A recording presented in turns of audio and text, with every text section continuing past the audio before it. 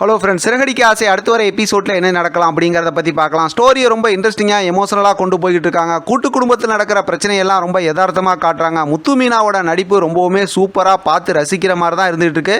ஆனால் கதையை பொறுத்த வரைக்கும் பார்த்தோம்னா இங்கே அங்கே அப்படின்னு சொல்லி ஜம்ப் பண்ணி ஒரு லாஜிக்கே இல்லாமல் தான் கொண்டு போய்கிட்டு இருக்காங்க.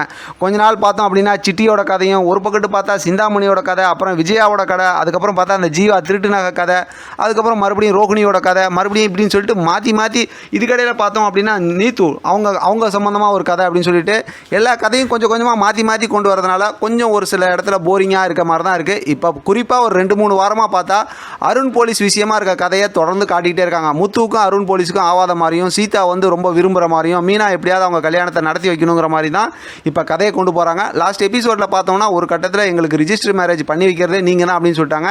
ஏற்கனவே ரவி சுருதிக்கு இதை தான் மீனா பண்ணி வச்சாங்க. அதனால் பெரிய பிரச்சனையை சந்திச்சாங்க. இப்போ இந்த விஷயத்தில் என்ன பண்ண போகிறாங்கன்னு தெரியல, என்ன முடிவு எடுப்பாங்க அப்படிங்கிறது தான் அடுத்த கதை. இதுக்கடையில் ஒரு குழப்பத்தை ஏற்படுத்துகிற மாதிரி ஒரு காமெடி கதை என்ன அப்படின்னு பார்த்தோம்னா, இப்போ பார்வதி வந்து ரோகிணிக்கு ஹெல்ப் பண்ணுறேன் அப்படின்னு சொல்லிட்டு அந்த ஜோசியக்காரர்கிட்ட, அதாவது அந்த அவங்க இருக்காங்கல்ல ஒரு சாமியார், அந்த இடத்துக்கு கூட்டிகிட்டு போகிறதுக்காக மனோஜை விஜயாவை கூட்டிகிட்டு வர சொல்லிட்டாங்க. இப்போ அங்கே வந்ததுக்கப்புறம் அவர்கிட்ட இவங்க சொன்ன மாதிரி சொல்லி ஒரு வழியாக பார்த்தோம்னா மனோஜ் ரோகிணி ஒன்று சேர்ந்துருவாங்க. அது நமக்கு தெரிஞ்ச விஷயம் தான். அதனால தான் அதை பெருசாக எதுவும் ஹைலைட் பண்ணி காட்டல.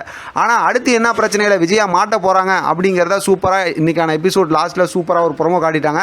ஏன்னா ஏற்கனவே சிட்டிக்கிட்ட இருந்து ரோகிணி ஒரு திருட்டு நகையை வாங்கிட்டு வந்தாங்க. அந்த நகையை பார்த்தோம் அப்படின்னா இவங்களுக்கு நல்ல பேர் கிடைக்கணும்னு சொல்லி விஜயா கிட்ட கொடுத்தாங்க.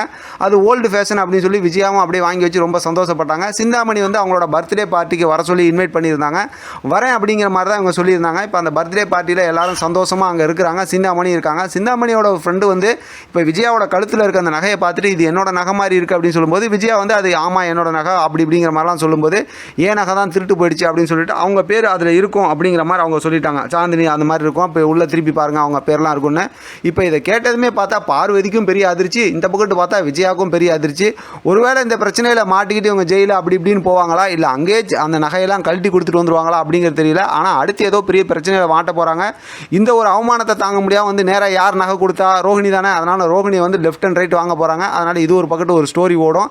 இந்த ஸ்டோரி வந்து நமக்கு அப்பப்போ சும்மா அப்படி ஒப்புக்கு சப்பான் கொடுக்குற மாதிரி தான். மெயின் ஸ்டோரி என்ன அப்படின்னு பார்த்தா கண்டிப்பாக லாஸ்ட் எபிசோடில் பார்த்த மாதிரி இப்போ அதாவது வந்து சீதாவுக்கும் அருண் போலீஸுக்கும் எப்படி மீனா கல்யாணம் பண்ணி வைக்க போகிறாங்க, அந்த விஷயத்துக்கு என்ன பண்ண போகிறாங்க அப்படிங்கிற மாதிரி இருக்குது. ஆனால் இதுக்கு முன்னாடி அருண் போலீஸ் வந்து நல்லவர் அப்படிங்கிற மாதிரி தெரிஞ்சுக்கிற மாதிரியோ, இல்லாட்டி முத்து ரொம்ப நல்லவங்க அப்படிங்கிற மாதிரி அருண் போலீஸ் தெரிஞ்சுக்கிற மாதிரியோ ஏதோ ஒரு சூப்பரான ஒரு சம்பவத்தை கொண்டு வருவாங்க கதையில்.